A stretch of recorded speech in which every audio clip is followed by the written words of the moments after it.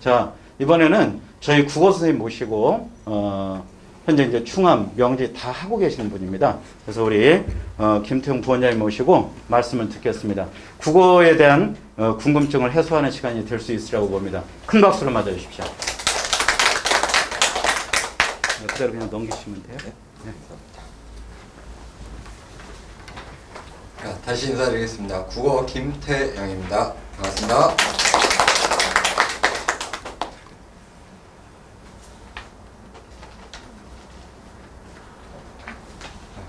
제가 하고 싶은 말을 원장님께서 벌써 다 하셔가지고 어떤 말부터 시작해야 될지 모르겠는데요.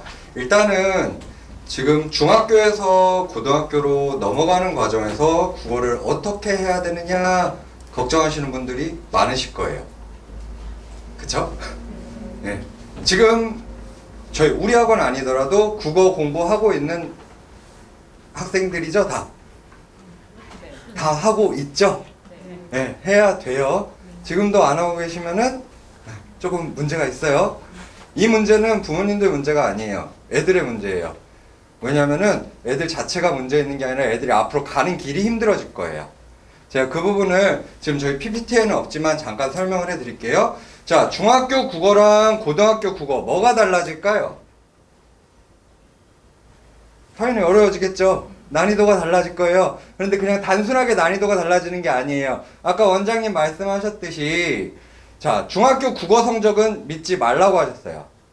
수학도 마찬가지죠. 애들이 1, 2등급 A 나와도 고등학교 가면은 4, 5등급 나올 수 있고 국어는 더 심해요. 네. 자, 90점 이상대 계속 찍던 애들이 정작 고등학교 오면은 첫 중간고사, 기말고사 보면은 4등급, 5등급 나와요. 실제로 저희가 가르치는 학생들이 그래요. 그래서 저희도 힘들어요. 네. 왜? 걔네들을 끌어올려주는 방향을 잡아줘야 되니까. 그리고 부모님들도 걱정을 많이 하세요. 워낙 기대했던 만큼 성적이 안 나오니까. 근데 그럴 수밖에 없어요. 중학교 국어 공부하는 거랑 고등학교 국어 공부하는 거랑 완전 달라요. 자, 중학교 때는 내신 대비할 때 단편적으로 교과서에 있는 내용들만 확실하게 익히면 됐죠? 근데 그 교과서에 나오는 부분들이 문학 같은 경우에는 기껏 1년에 2개, 4개 봐요. 많이 보는 데가 4작품 봐요. 근데 고등학교 때는 어떻게 되느냐? 중간고사 때 4개 이상 봐요. 기본이. 그 추가로 연계되는 거, 이어지는 것들 많이 나오죠? 그러니까 일단 문학은 봐야 될 양이 많이 늘어요. 거기다가 고전문학 같은 경우에 중학교 때 나오는 고전문학은 애들한테 번역을 다 해줘요.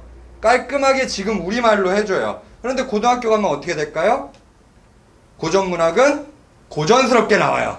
옛날 말로 그대로 나온다는 거예요. 그러면 애들이 이게 분명 우리말인데 해석이 안 돼요. 네. 그래서 그런 부분들 대비 또 시켜야 돼요, 저희는.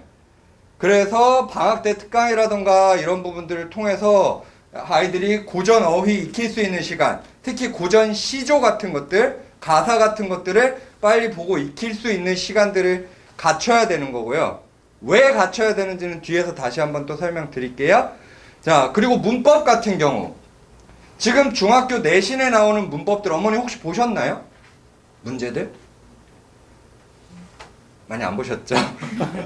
자, 그 문법들이 원래 문법이라고 하면 우리가 음음부터 해서 문장까지 순서가 쭉쭉쭉쭉 있어요.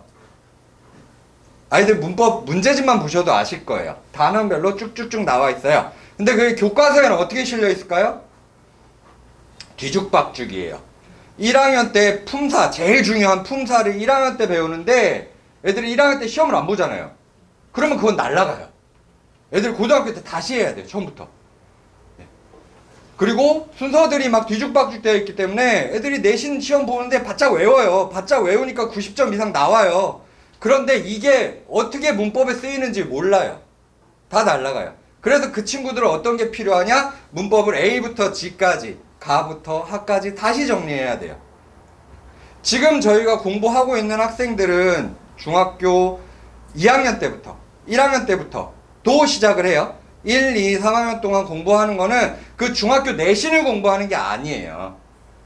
그 과정들을 정리해서 아이들의 기본기를 키워주고 있거든요. 그래서 이제 예비고1 들어가게 되면 그 기본기를 다시 한번 다질 거예요. 다지고 나서 거기에 고등학생으로서 익혀야 될 개념, 덮어 씌울 거예요. 업그레이드 시킨다는 거죠. 그래서 아이들은 늦게 시작하는 아이들일수록 좀 힘들 수는 있어요. 대신에 학생들이 힘들어하면 저희도 힘들어요. 그래서 어떻게 하냐? 저희도 그 학생들의 짐을 덜어주기 위해서 같이 해요. 같이 해요. 자, 조금이라도 더 붙잡아 놓고 조금이라도 더 같이 스케줄 짜서 공부 시간을 조금이라도 늘릴 수 있게 같이 신경 쓰고 있어요. 그래서 만약 이제 시작하는 친구들이라도 저희한테 붙여주시면 아주 부모님들도 힘들게 만들 거예요. 그래서 같이 할 수 있게 먼저 설명을 드리고요. 자, 오늘 중앙고 때문에 오셨잖아요. 중앙고 시험 어떻게 나오는지 간단하게 설명을 드릴게요. 자, 다시 한번 소개해드리겠습니다. 저는 지금 국어 강사를 하고 있고요. 대치구면허 국어과 팀장으로서 중등부, 고등부 총괄을 하고 있고요. 그리고 부원장으로서 원장님을 보필하고 있습니다. 맡은 게 많죠. 그만큼 아이들한테 신경도 많이 쓰고 있는 김태영 선생님입니다. 다시 인사드리겠습니다. 자, 충암고등학교 내신 한번 볼게요. 일단 충암고 국어 교과서는 미래행 교과서예요. 지난번에 명지 들으신 분들은 명지는 금성이라고 해서 되게 생소한 교과서라고 들으셨을 거예요. 근데 미래행 같은 경우에는 국어 교과서가 총 11종이거든요. 보편적으로 쓰이는 게. 그 중에서도 그나마 제일 보편적인 교과서예요. 이 보편적이라는 건 나중에 여기 밑에서도 말씀드리겠지만, 자, 보편적이라고 좋은 게 아니에요. 그만큼 아이들이 공부할 자료는 더 많아진다는 거예요. 자, 그래서 문학, 문법, 화작, 독서. 단어는 균등하게 배분이 되어 있어요.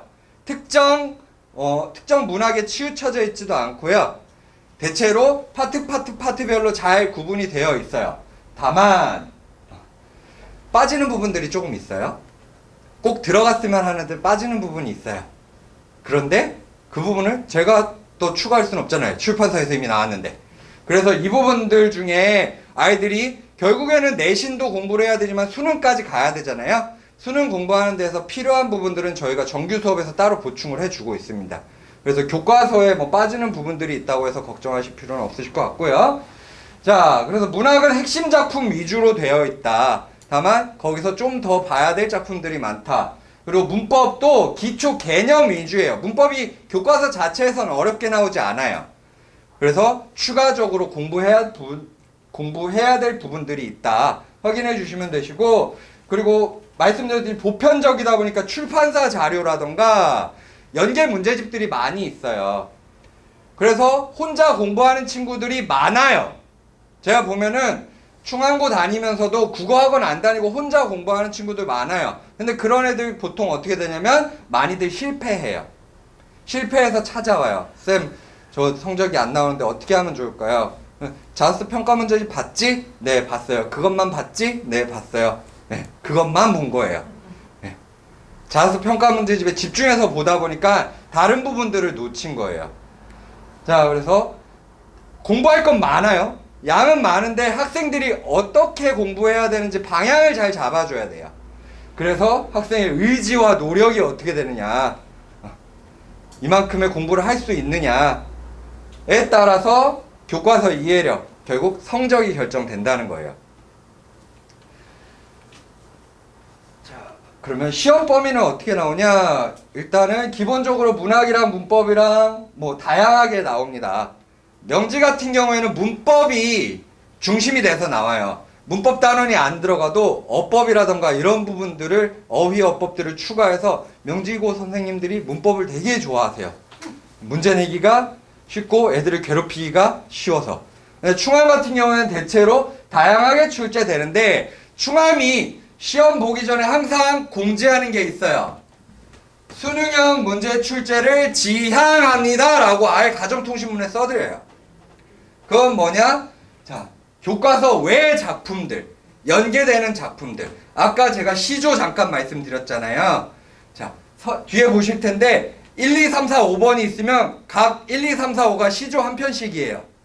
그것도 옛날 말투로, 중세국어 말투로. 그러면 애들이 일단 딱 눈에 보기에 당황스럽죠. 해석도 안 되고. 그렇게 난이도를 올리는 게 충암고등학교입니다. 자, 그리고 항상 강조되는 게 고사성어랑 속담이에요. 수능형으로 나온다 했을 때 연계되는 게 이 부분이고요.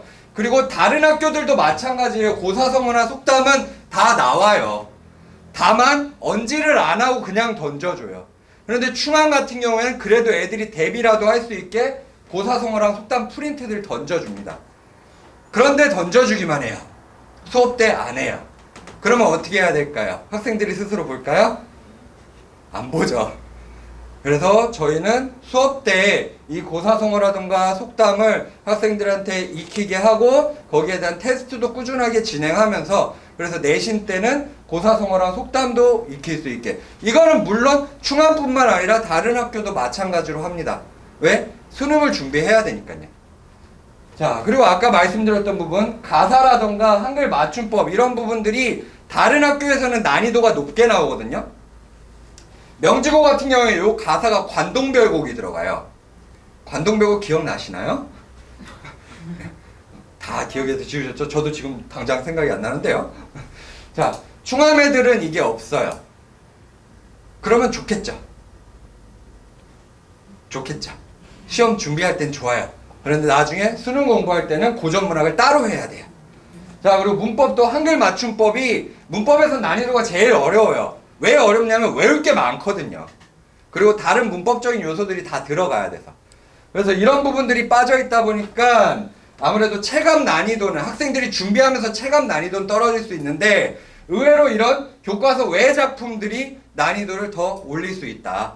라는 거. 그래서 제가 추가 자료로 드린 거 확인해 보시면은 거기에 요번 중간고사 기말고사거든요. 난이도는 중하고 중상으로 되어 있을 거예요. 근데 실질적으로 학생들이 느끼는 체감 난이도는 중 이상이에요. 중상 이상이에요. 그래서 제가 평가해 놓은 거 보면 학생들은 항상 뭐라 해요. 쌤 이거 이 정도 아니었는데요. 더 어려웠는데요. 항상 반박이 와요. 학생들이 느끼는 난이도는 높다는 거예요. 자, 그러면 그런 것들이 어떻게 높아지는지를 실예로 한번 볼게요. 네, 수능형 출제 경향이고요. 그리고 어휘 선택할 때 꼼꼼하게 봐야 돼요. 그리고 고사성어, 속담 외울 게 많고요. 문법 개념도 꼼꼼하게 봐야 된다. 그리고 서답형 문제, 서술형이 나왔다가 안 나왔다가 해요. 네, 그래서 이거는 특별히 뭐 서술형만 따로 준비해야 된다 이런 개념들은 없고요. 저희가 내신 준비할 때 꼼꼼하게 보다 보면 특히 저 같은 경우에는 수업할 때도 학생들에게 서술형 애들이 귀찮아서 그냥 넘어가는 친구도 많거든요. 서술형 꼭 써보라 그래요. 왜 그러냐면 애들이 객관식으로는 이게 선지를 봤을 때 이게 눈에 들어와요. 아, 이게 답이지. 근데 그거 서술형으로 쓰라 그러면 못 쓰는 애들이 있어요. 왜? 개념을 제대로 안 익혀놔서 그래요. 그래서 서술형에 대한 준비도 이렇게 수업 때 진행을 하고 있고요. 자, 이게 실제거든요. 거기 문제들이 있어요. 네. 그거는 나중에 어머님이 풀어보셔도 되고 애들 한번 풀려보셔도 될 거예요. 자, 먼저 이렇게 작품, 이게 슬픔이 기쁨에게라는 시인데요. 이런 문학 이론에 대한 선지는 전혀 수업할 때 안 나왔던 거예요. 예. 비문학적인 부분들을 보기로 던져주고 요 유기적 관계를 찾아라. 말이 길어요. 예. 말만 길고 내용은 간단하거든요. 근데 학생들이 이걸 보면은 헐, 비문학을 또 풀어야 돼? 가 될 수 있겠죠? 자, 마찬가지로 슬픔이 기쁨에게라는 시에 연계되는 맹인 부부 가수라는 연계 작품을 던져줘요. 근데 이런 작품들 같은 경우는 이미 많이들 언급이 돼서 저희는 미리 대비를 하고 있죠. 하지만 이런 걸 미리 준비하지 않은 학생들은 얘를 딱 보고 그 시간 안에 해독을 해야 되니까 그게 힘들어진다는 거예요. 아이고, 들어갔네요. 자, 그리고 고사성어랑 속담 봐야 된다 그랬잖아요. 자, 고사성어 그냥 다음에 어울리는 고사성어, 어울리지 않는 고사성어가 나올 때도 있어요. 단순하게. 하지만 이렇게 융합시켜서 문장에 융합시켜서 나오는 경우가 주로 나오고요. 보통 한 시험당 2개에서 3개 정도씩은 꼭 나와요. 그런데 우리 애들 참 힘들어하죠. 그래서 공부를 많이 시켜야 됩니다. 자, 그리고 속담도 마찬가지예요. 이렇게 녹여서 나오는 문제들이 많습니다. 그래서 고사성어나 속담 요 경향은 지금 충암고 국어 선생님들이 바뀌지 않는 이상은 계속 이어질 거예요. 왜냐면 작년하고 올해하고 선생님들이 똑같거든요. 문제 단위도 똑같아요. 네. 그래서 경향들이 비슷하게 나오고 있기 때문에 내년에도 이 기조가 유지된다 하면은 저희는 그거에 맞춰서 애들한테 최대한 미리 준비시키는 과정을 진행할 겁니다. 자, 그리고 아까 말씀드린 이제 연계 문제들이 어떻게 나오느냐. 연계 작품이 자, 여기에 지금 다 못 넣었어요. 이게 3번까지예요. 보통 선지 몇 개죠? 5개잖아요. 네, 3번까지예요. 애들한테 이렇게 던져줘요. 그러면 당황할 수밖에 없겠죠. 네. 난이도는 그렇게 높지 않은 문제예요. 점수가 3점보다 넘어가는 게 아니기 때문에. 하지만 애들은 이걸 풀면서 시간도 많이 소비하고 안 되면은 찍어버리죠. 네, 귀찮아서. 자, 그리고 아까 어휘 꼼꼼히 보라 그랬잖아요. 문제도 꼼꼼히 봐야 돼요. 자, 이 지금 위 광고는 공익 광고예요. 교과서에 나오는 공익 광고인데, 자, 다 보면 맞는 것 같아요. 왜? 애들이 자습서나 평가 문제집에서 봤던 문구들이거든요. 근데 여기서 요거 하나 바꿔놨어요. 판매자. 공익 광고니까 당연히 판매자가 없겠죠. 하지만 학생들은 요 이미지 소리 문구에 꽂혀가지고 이게 안 보여요. 가볍게 보는 친구들은. 그래서 꼼꼼하게 봐야 된다. 그래서 항상 문제를 풀릴 때도 꼼꼼하게 풀어라 라고 점검 같이 하고 있습니다. 자, 그리고 아까 문법 개념 확인해야 된다 그랬죠? 개념 꼼꼼하게 확인해야 된다 그랬어요. 그래서 좋은 방법이랑 좋은 위치가 뭔지는 어머님들은 모르셔도 되죠? 우리 애들이 알아야 되니까. 그래서 이런 개념들 꼼꼼하게 알 수 있도록. 자, 기초부터 튼튼하게 준비를 시켜요. 준비해야 되고요. 혹시 국어학원을 안 다니는 학생들도 그거부터 공부를 해야 돼요. 문제를 많이 푼다고 좋은 게 아니에요. 기본 개념이 없이 문제만 많이 풀면 그 친구는 사상 누각이에요. 무슨 뜻인지 아시죠? 분위기가 안 좋아졌네요. 죄송합니다. 자, 그리고 지금 여기서도 발바닥. 이거는 학생들이 지금 얼마나 놓치고 있는 부분이 많으냐. 자, 발바닥에서 된소리가 일어나면 한자어이기 때문이다. 자, 이걸 놓쳤어요. 발전이 한자어인 건 알아요. 왜? 우리가 문제 풀면서 예시로 많이 봤거든요. 된소리 대기 일어날 때. 근데 발바닥, 한자어 이거를 놓쳐요. 그러니까 시험 볼 때 최대한 꼼꼼히 볼 수 있게. 근데 그 꼼꼼히 보려면 그만큼 준비를 많이 해야 되는 부분들이고요. 자, 그래서 저희가 뭐 충암고 문제들을 대표적으로 말씀드렸지만 이거는 다른 학교도 다 마찬가지일 거예요. 수능도 같이 준비를 해야 되는 부분들이니까. 그래서 이제 예비 고1 과정이 시작되면 어떤 거 하느냐가 가장 중점적으로 궁금하실 거예요. 그러면 수업 진행이 어떻게 되는지 간략하게 설명드릴 거고요. 이 내용들은 거기 프린트에 있으니까 확인해 보시면 돼요. 일단은 기본적으로 학생들이 잡아야 될 거, 문학작품 많이 봐야 되고요. 문법 정리가 돼야 돼요. A부터 G까지 다 과정들이 정리돼야 된다고 했어요. 그런 다음에 난이도를 올려야 돼요. 자, 그리고 독서도 많이 봐야 돼요. 왜? 학생들이 책을 안 읽잖아요. 아까 원장님도 말씀하셨듯이. 그런데 책을 안 읽는 게 뭐가 문제냐면 애들이 가동력이 떨어져요. 영상만 보다 보니까 애들이 이거를 글자들을 해석을 못해요. 연계를 못해요.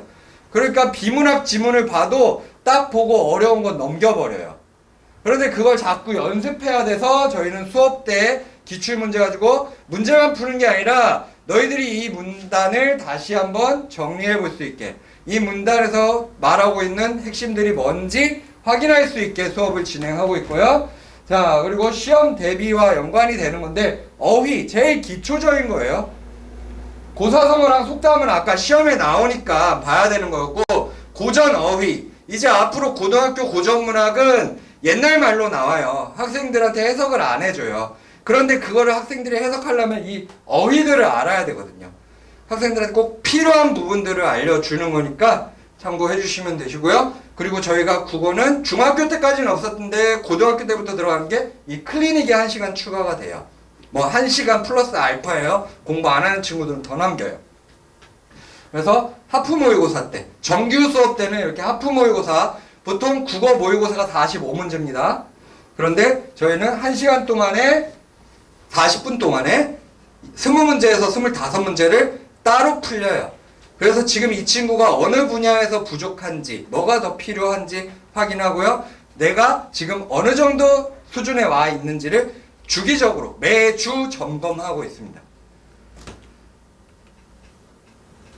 자, 그리고 내신 대비해야 되잖아요. 네, 아까 충암고 말씀드렸듯이 자, 수능형 내신, 충암이 이거를 제일 표방하고 있는 부분이고요. 다른 학교들도 점차 이렇게 바뀌고 있어요. 그래서 수능형 내신 대비, 결국 뭐예요? 내신 대비만 하는 게 아니라 수능까지 같이 준비해야 된다는 거예요. 그래서 내신 때만 따로 들어오는 친구들은 적응하기가 힘들어요. 자, 작품 개념 이해해서 꾸준한 학습 필요하고요. 그리고 교과서 내용 플러스 공부해야 될 부분들이 많다는 겁니다. 그래서 어떻게 준비하냐? 저는 국토대장정이라고 하거든요. 이게 무슨 의미일까요?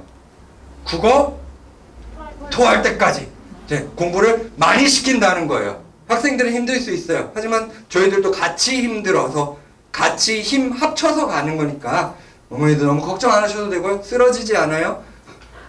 쓰러지면 깨워요. 자, 국토대장정이라고 해서 한 6주에서 8주 학교별로 좀 다를 수 있는데요. 자연수 평가 문제집 따로 사실 필요 없어요. 저희가 다 준비해 줍니다. 그래서 학생들이 내신 기간에 푸는 문제집은 시중 문제집으로 치면 한 4권에서 5권 정도까지의 문제를 풀려버려요. 그러니까 힘들죠. 자, 그리고 클리닉 때는 빽빽이 테스트라고 해서 그냥 문제만 푸는 게 아니라 수업했던 내용을 내가 어떻게 정리할 수 있는지, 그냥 백지 교과서에다가 자기가 개념 정리 다시 하는 거예요. 그래야 자기 있게 되니까. 그런 부분들 같이 진행하니까 예, 최대한 준비할 수 있도록, 어머님들만 상처받으시는 게 아니라 성적이 안 나오면 학생들도 상처를 받아요. 되게 자존감이 많이 떨어져요. 그래서 그 친구들한테 힘이 될 수 있도록 최대한 끌어줄 수 있는 학습, 교육, 수업이 될 수 있도록 준비하고 있습니다. 자, 설명은 여기까지로 마무리를 하도록 하고요. 제가 빨리 끝내드리려고 했는데 말하다 보니까 너무 길어졌네요. 죄송합니다. 자, 그리고 원장님 말씀 끝나시고 이제 설명 다 끝나시면은 제가 밖에서 기다리고 있을 테니까 국어 관련해서 궁금하신 거 있으시거나 혹은 지금 어떤 방향으로 공부를 해야 되는지 궁금하신 분들은 개별적으로 질문 부탁드리도록 하겠습니다. 이상 마치겠습니다. 감사합니다.